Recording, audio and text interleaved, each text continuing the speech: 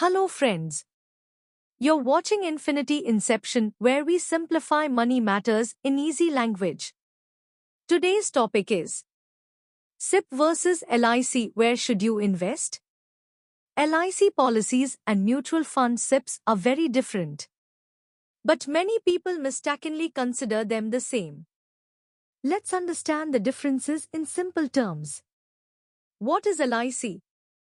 LIC stands for Life Insurance Corporation. Its main purpose is to provide insurance, meaning it gives financial protection to your family in case of any unfortunate event. LIC policies also include a small savings component. But remember, the main purpose of LIC is insurance, not investment. What is SIP?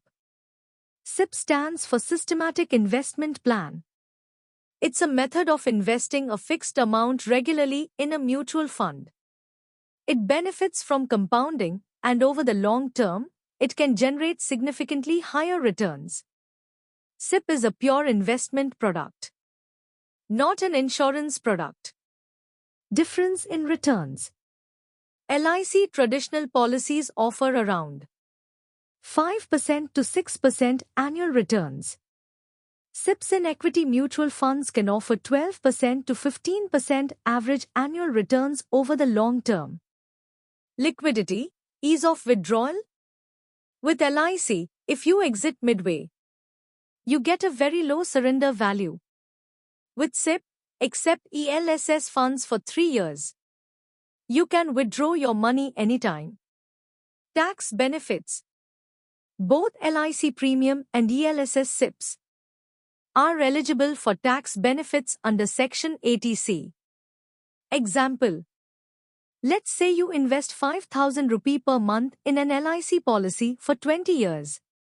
You may get around 20 to 25 lakhs on maturity.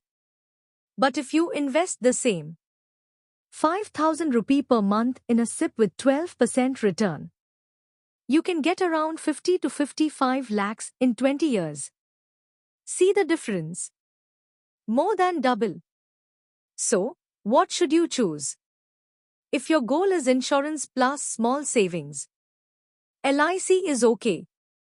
But if your goal is wealth creation, then SIP is a much better option. Keep insurance and investment separate. Take a pure term insurance and do long-term investment through SIP. Thank you.